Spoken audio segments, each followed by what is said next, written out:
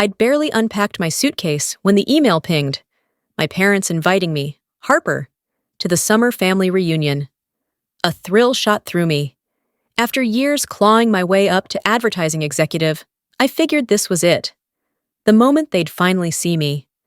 I pictured their proud nods, maybe a toast to my latest campaign that had splashed across city billboards. So I tossed my heels into the car and drove 3 hours to the seaside cottage, the salty tang of the coast teasing my nose as I rolled down the windows. The place hadn't changed, sagging roof, peeling paint, the hum of cicadas threading the air like a lazy tune. I stepped inside, my gray eyes sweeping the bustle, aunts juggling trays, uncles barking laughs, kids darting like minnows.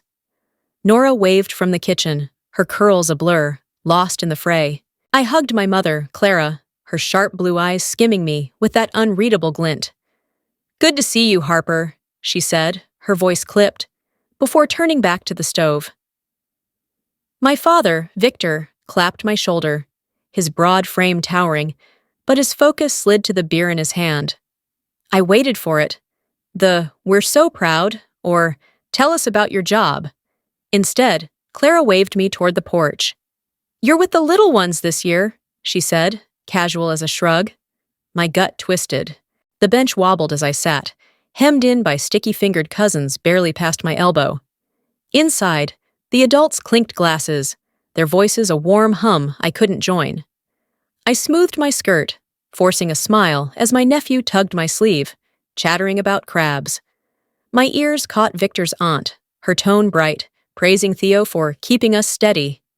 His eyes flicked to me, sharp for a heartbeat, then away. Then it happened.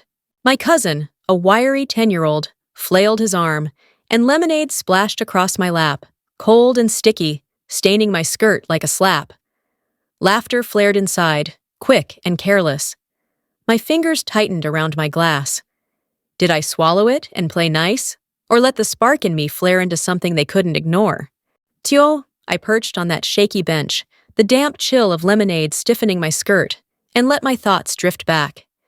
Years spun out like a frayed rope, me, grinding through late nights, chasing deadlines, while Theo lounged in my parents' favor, their excuses a soft blanket around him. "He's finding his way," they'd insist, as if I hadn't forged mine from scratch. Their tilt toward him had always been there, a quiet ache I'd learned to carry. But that night, under the porch's buzzing light, it sharpened into something I couldn't ignore. The kids around me buzzed, a restless knot of energy. I lobbed a question about the tide pools, but they barely glanced up, more caught by the grit under their nails than my words. My attention slid inside, where the grown-ups sprawled, their talk a thick curtain I couldn't part. My aunt's voice rang out, bold and brassy, hailing Theo as the family's rock. "Keeping us steady," she declared, though he hadn't held a job in months. His gaze darted my way, edged with something fleeting. Envy, maybe? Before he masked it with a nod. My chest tightened, a spring winding too tight. The sea grumbled beyond the cottage, its low growl taunting my stillness. I scraped a nail along the bench's rough edge, steadying myself as the past flickered. Every goal I'd hit, every triumph, dissolving in their blind spots. Theo, with his copper tangle and easy slump, basked in their glow, while I lingered out here, a silhouette they didn't see. The imbalance chewed at me, a tide pulling at loose stones. Then a jolt snapped me back. My cousin, a scrawny girl with a glint in her eye, nudged me, her breath sharp with mischief. "Still no ring, huh?" she teased, her grin a dare. The jab landed, a ripple spreading through me. My jaw locked, heat flaring under my skin. The kids snickered, lost in their game, while the adults' chatter swelled within, a world apart. My pulse thumped, loud as the surf. Did I brush it off, or let the truth slip out, bold and unbridled? I lingered on that rickety bench, a stranger in my own bones, while the reunion pulsed around me like a living thing. The air grew heavy with grilled fish and the sting of sunscreen, but my focus shrank to the hollow of being overlooked. My victories, campaigns that flickered on screens, deals that silenced doubters, melted here, lost in the family's shrug. I dug my hands into my knees, anchoring myself as their voices wove a tune I couldn't sing. Clara swept by, her silver-streaked hair glinting under the lanterns. She paused, her gaze brushing me like a passing gust. "No husband yet, Harper?" she mused, her words a thorn cloaked in velvet. It pierced deeper than I'd expected, a bruise I couldn't press away. I nodded, mute, but a spark smoldered in my ribs. The kids darted nearby, their cries slicing the twilight, but I tuned them out. My ears snagged on Victor's voice, rolling from inside, boasting of Theo's promise. "He's got a future," he rumbled, though Theo still leaned on their dime. His grin flickered, a shadow slipping across it, gone before I could pin it down. The sting of it swelled, a tide rising in my chest. I'd shaped something solid, something mine, but here it turned to mist.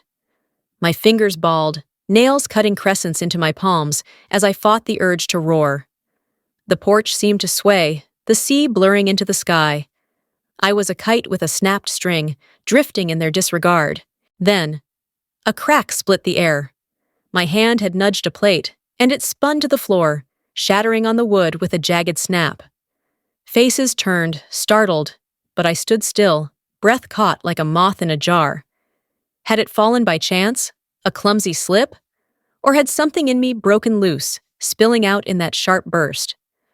The doubt hovered, thick as the briny dusk. My heart hammered, drowning the waves. They watched, waiting, and I balanced on a razor's edge, caught between quiet and the fire itching to leap free. Higher. I slipped from the shattered plate, its glint a silent rebuke, and stole out to the deck. The night bloomed around me, a deep cloak pricked with stars, but my mind turned inward. The ocean thrummed below, a vast drumbeat rolling through the cliffs, matching the unrest I couldn't quell. I pressed my hands to the railing, its rough grain cool against my skin, and let the years surface, gatherings where I'd hovered on the edges, a spare piece they never fit. Each snub, each muted win, stacked up like kindling, primed to catch. My breath faltered, teetering between doubt and a rising spark. Was I enough? The question bit, a thorn too sharp to pull free. I followed the skyline, where moonlight traced the waves, and tried to mend the fraying seams of myself. Then she emerged, my sister-in-law, her smile a sly crescent moon. "The kid's bench fits you, doesn't it?" she cooed, her voice a dart dipped in spite. It struck, splintering the shield I'd held all night. My back straightened, a current crackling through me, fierce and alive. The deck shifted beneath me, its creak a faint mirror to the strain in my frame. I could still hear them inside. Clara's brisk orders, Victor's rolling chuckles, the clink of dishes. They carried on, blind to me, while I stood out here, a wire stretched to its limit. The breeze cut through, tangy and brisk, tugging my hair like it begged me to bolt. I gripped the rail, knuckles paling, as her taunt looped in my head. "Fits you! Fits you!" A story I'd let them tell too long. Then the wind chimes broke loose, a sudden clatter ringing out, urgent and off-key. Their jarring song sliced the quiet, a wild pulse that synced with the tempest brewing in me. I tilted my head, eyes narrowing into the dark. Had the gust set them free, or had my own breaking point chimed out, loud enough to stir the night awake? I trudged back to the bench, the chime's frantic echo fading, and dropped into the swirl of chaos. The kids buzzed around me, a whirlwind of shouts and scuffles, their restlessness a jagged edge I couldn't blunt. My skirt stuck to my legs, crusted with lemonade, and I folded my arms, a thin barrier against the wounds still smarting. I'd faced the gale out there, but inside, the storm lingered, dark and brewing. My nephew, a wiry kid with sand-smudged cheeks, peered up at me. "You're dull," he announced, his words a blunt shove. It hit, jarring something raw I'd tried to lock away. I flashed a tight smile, but my heart slammed, a beast rattling its bars. Beyond the porch, the adults reveled, their murmur a smug drone that scraped my nerves. Then Clara appeared, her silver hair a stern halo, and lifted her glass. "To Harper, still solo," she quipped, her grin a honed edge. The room snickered, a low, biting wave, and I felt it. My value shaved down to a jest, a husk they could toss aside. My veins hummed, a flood surging past its banks. I'd forged a life from grit and fire, yet here I stood, eclipsed by their myth of Theo. The bench creaked as I shifted, its grown a shadow of the pressure twisting inside me. I could have roared, could have swept their smug table bare, but I held back. Not yet. Instead, I rose, slow and firm, my chair grinding the floor like a flint-sparking stone. Eyes flicked to me, a glint of shock in their lazy stares, but I kept mine steady, gray as the squall rolling in. I stood there, carved from defiance, my breath thin. Where was I bound? The question loomed, keen and open, as the wind snarled through the door, urging me toward the abyss beyond their reach. I didn't say a word. I didn't have to. My feet propelled me off that porch, past the stunned faces and open mouths, each stride a thunderclap on the weathered planks. The air struck me, cool and briny, tugging me toward the beach as if it knew my name. Inside, Clara's barb dissolved, a faint hiss lost to the night. But out here, the world expanded, wild and free. My shoes sank into the sand, sharp grains nipping my ankles, and I embraced it, the bite, the realness. It was like peeling off a mask I'd worn too long. The cottage dwindled behind me, its lights a faint cluster I'd outgrown. I'd spent years scrambling for their approval, their fleeting scraps, but in that instant, I snapped the leash. My lungs swelled, drinking the night deep, as if I'd been submerged and finally broke free. Victor's shout chased me. "Harper, come back!" A ragged plea the wind tore apart. I didn't glance back. I wouldn't. The tide pulsed ahead, a restless heartbeat I synced with, steady and fierce. Liberty tasted crisp, like a cut fruit's first bite, and it drove me on. I'd shaped my own path, clients won, dreams seized, and they'd never grasp it. Their loss, not mine. The horizon stretched, a sweep of shadow and shimmer, whispering of what lay beyond their small script. My hair broke free, strands flaring like dark sparks, and I let them fly. I wasn't their foil, their jest. I was Harper, whole, unbowed. Then headlights blazed, twin beams cutting the dusk. They swept the dunes, pinning me for a moment before swerving off. A stranger's car, not theirs. I kept moving, unshaken. The tide thrummed louder, urging me forward. But a new shadow loomed. My pulse skipped, a wing beat faltering. Had I truly slipped their hold, or was something else waiting, rising from the dark to meet me? I veered from the beach, the stranger's headlights a fleeting ghost, and landed at a cliffside cafe. Its windows cast a soft gold onto the gravel lot, where I settled at a corner table. The aroma of coffee swirled, sharp and steadying, blending with the earthy scent of damp timber. I let out a slow breath, watching it mist the glass. Beyond, the ocean stretched, a vast sheet rippling under the moon. But here, I felt the burden slip, years of their demands sliding away like dust off a shelf. I ran a finger along the table's worn ridges, its scars a stranger's tale. I'd spent too long at the kids' table, a placeholder for their real star, Theo. Now I'd choose my own place. Clara's taunts, Victor's boasts, Theo's effortless perch. They didn't matter here. I'd dodged their chase, but I knew they'd hover, waiting to pull me back. The thought didn't claw at me anymore. It sat quiet, a shadow I could outpace. I sipped the coffee, its warmth spreading, and asked myself, what's next?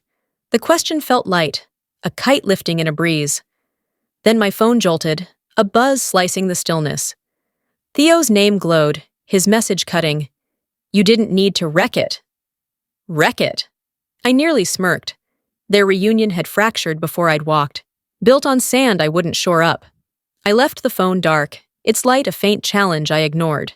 The cafe's murmur enfolded me, gentle clinks, a low hum of talk, and I sank into it, letting their orbit fade to a distant hum. A draft crept through the window, cool and briny, and I shut my eyes, savoring the calm. But the door creaked open, a deliberate groan that snapped me awake. Footsteps scuffed the floor, measured, drawing near. My skin tingled, a shiver racing up my arms. I kept my gaze down, but the air grew thick, charged with someone's nearness. Who'd found me here? Someone sent to reclaim me, or a figure carved from the night itself? I waited, breath held, for the silence to break.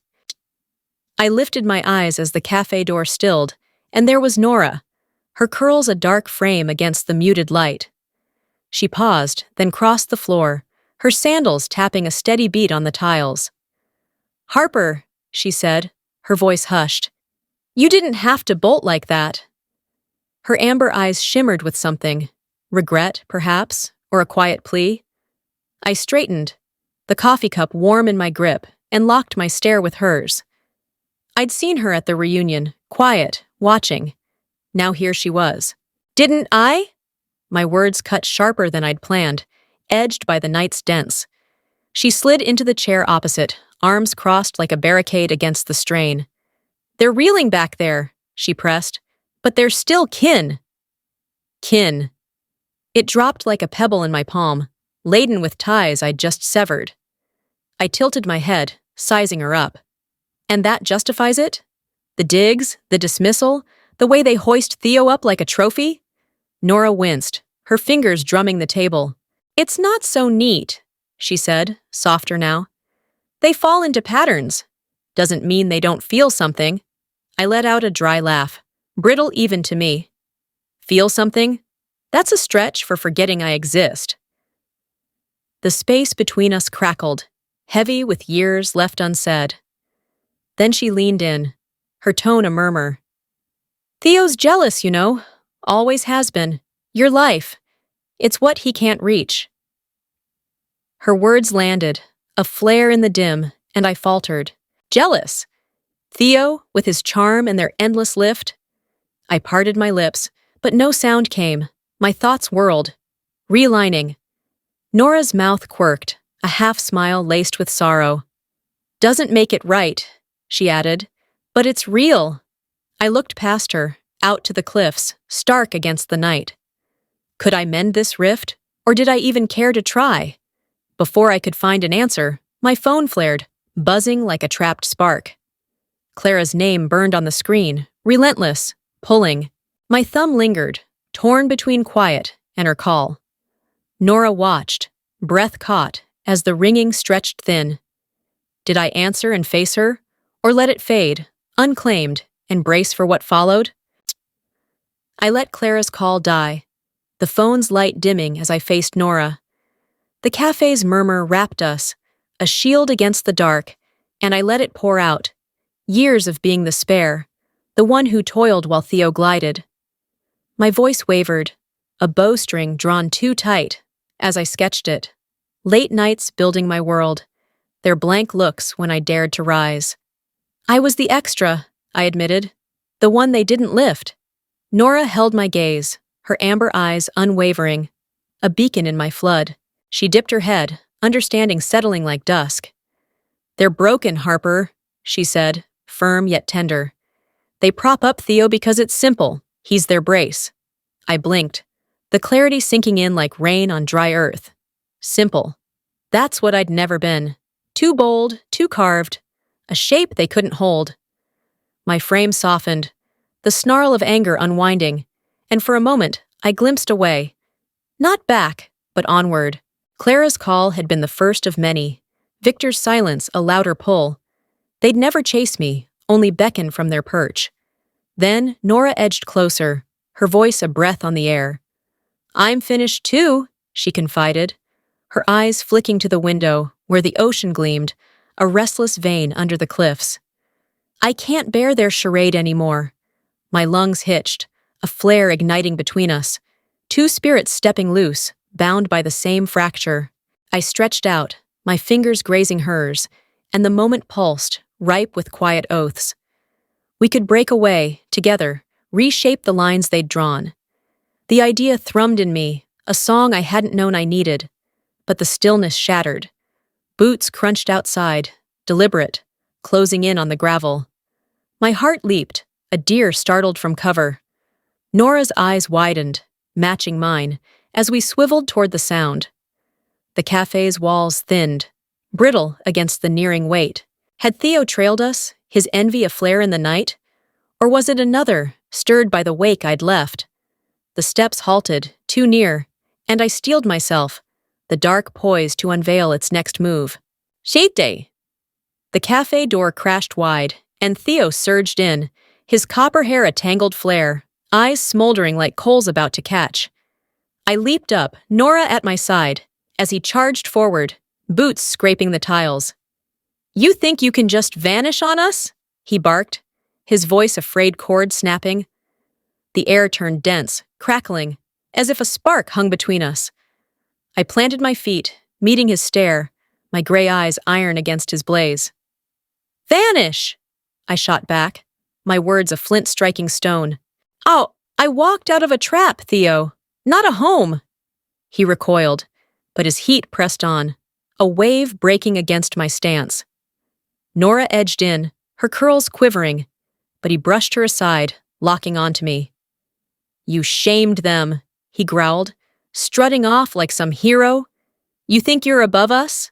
His jab cut, a splinter sinking in, but I stood firm. "I'm done fading," I said, voice steady, low. "I'm not your echo anymore."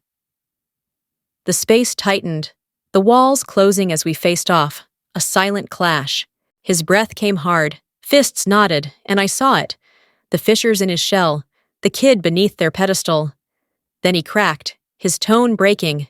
"They shaped me to outdo you," he rasped. "Pushed me till I couldn't stop. I didn't choose this." The truth slammed in, cold and abrupt, quenching my fire. I searched his hazel eyes for a lie, but found only a splintered honest. Nora let out a breath, faint in the uproar. For a second, I teetered. Could I absolve him? This pawn in their play? But before I could speak, his hand darted out, seizing my wrist. His hold clamped tight, urgent, rooting me there. "You don't get to flee," he hissed, his breath a scorch on my skin. My arm flared where he gripped, a jolt of alarm spiking. Nora lunged, her cry sharp, but I stiffened, trapped in his clutch. The cafe blurred, a rush of shapes and sound. Would he haul me back, or would this ignite a fight we couldn't undo?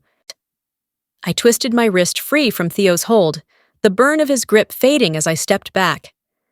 Nora's shout lingered, fierce and clear, and I met her gaze, wide, unyielding. "Enough," I whispered, the word a tether I cast into the fray. Theo's frame sagged, his ember dulled, but I didn't pause to watch him break. I clasped Nora's hand, and we fled the cafe, the door banging shut like a final chord. The night engulfed us, gravel biting under our soles as we dashed toward the cliffs. The air lashed past, crisp with salt and release, pulling at my hair like a call to flight. We didn't need words, our bond forged in that rush, a pledge to cast off their chains. The sea unfurled below, a silver sheet catching the stars, and I felt it. A tide of clarity, bright and bold, rushing through me. I wasn't just escaping them, I was seizing myself, every rough edge I'd honed. We halted near the drop, panting, the breeze threading between us like a vow. "We're through," Nora murmured, her voice a clean cut severing the last strands. I nodded, my chest rising, and savored the taste, sharp, yes, but ripe with truth. I'd crafted my worth, my ground, and they couldn't claim it. The horizon beckoned, a seam of chance unfolding, and I stood straighter, planted in my own soil. Then Theo's cry sliced the gloom, raw and reaching.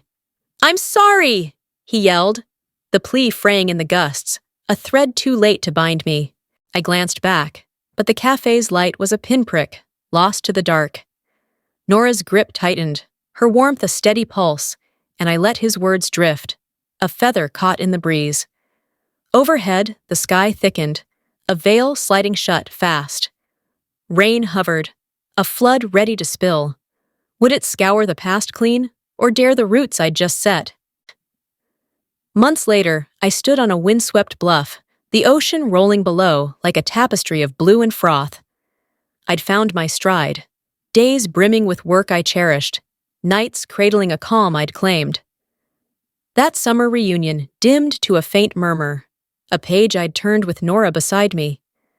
We'd crafted our own night that evening, a feast on my porch, lanterns swaying, voices weaving a fabric of ease that buried Clara and Victor's disdain. I rested against the weathered post, my gray eyes following the waves' sway. The air nipped, rich with kelp and potential, and I drew it in, letting it root deep. I'd flourished here, unbound. My career soared, my soul, too. Nora moved nearby, her curls aglow in the fading light, pouring wine with a smile that echoed mine. We'd shed their verdict like worn sails, too tattered to hoist, and gathered a kin not given but made. A letter had landed that morning, its edges crisp, Clara's script a tight slant. I'd unfolded it, curious, and read her lines. Traces of remorse laced with Victor's regret. A pair too proud to bend. No sorry offered. My mouth curved, soft and sure, as I walked it to the shore. The water shimmered, steady as my breath, and I let the page slip to its embrace, ink blurring into the tide. Theo's cry lingered sometimes, a sorry I'd heard but couldn't bear. I hoped he'd chart his own course. The sun sank, brushing the sky with gold and blush, and I turned to the porch. Nora lifted her glass, a quiet salute, and the others joined, clinking, laughing, a swell of belonging. I raised mine, the heft of yesterday gone, traded for a stillness that felt like mine. The ocean gleamed below, a mirror for the life I'd seized, and I knew I was complete, not because they saw me, but because I did.